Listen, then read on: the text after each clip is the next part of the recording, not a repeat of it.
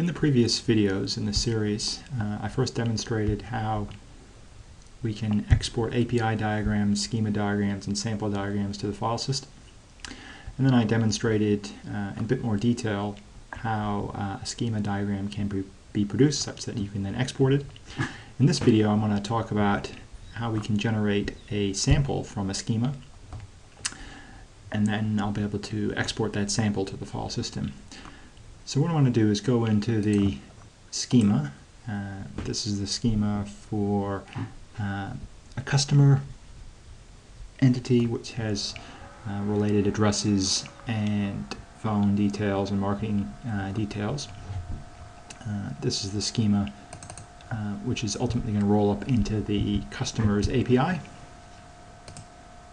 What I want to demonstrate now is we previously looked at exporting the sample by the export schema. Instead of doing the export, what I'm going to do is choose to generate a sample. What that will do is it will produce a new package, and in that package, so here's this new package which sits alongside other packages and your samples. So this is a new package. It's produced a diagram and it's produced instances. This is an object diagram, and these are objects that are going to go onto that diagram. If I open it up, here's all the instances. They're not laid out all that well. I'll choose the Enterprise Architect layout tools, and then you can see what the entities and how they're related to each other. This is a root customer party instance which has a child customer party, child phone details, child marketing details, and child address details. That generation process, what it's done is it's traversed from the root object, and it tries to visit every single association and produce an entity at the end of the association. It doesn't seem to have done that for primary. So what I think it's doing actually is probably just generating a single instance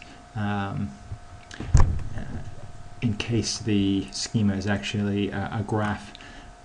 So what it does is it keeps track of which entities it's generated an instance for and doesn't regenerate it if that object is traversable via a separate path.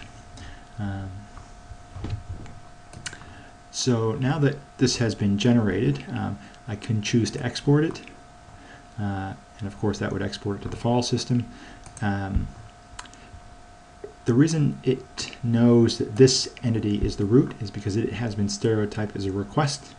We might want to change the meaning or the syntax of request to be a bit more explicit about the fact that it's specifically used to define this as the root node. And I can of course change this sample. What it does is when it generates it, let me just explain about that. So what it does is each one of these class attributes, it will in fact look at the initial values and choose to pick up an initial value if there is one here. So let's put in an initial value for birth date. Okay, and what I'll do is I'll delete that package. So it will delete everything within the package, and I'll regenerate the sample now that there's a default value for birth date.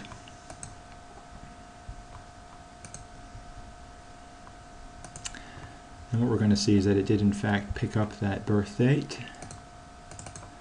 Lay it back out again. So now the birth date has that default value. You can in fact have more than one default value. All you have to do is comma separate them. Once I can edit that entity. So if I put a second date in there,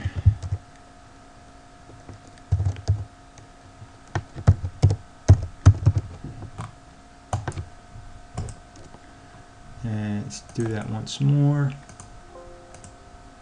Generate it again, and it just randomly picks one of the sample values as it generates the sample.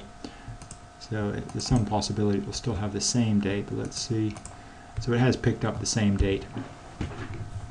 So the idea here is you generate samples that are reflective of the schema. You can, in fact, for instance, if I wanted to have a secondary address on this, let's put it on there.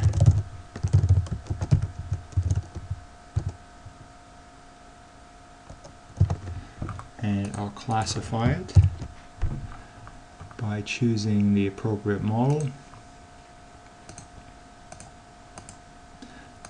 appropriate class, and I should give it the supplier and role from the schema so that the sample matches the schema. And you have to give it what I have to do is say here that it is a 0 to many, so that this entity is represented in an array, again to match the schema. And what I'm going to do is just choose an email address.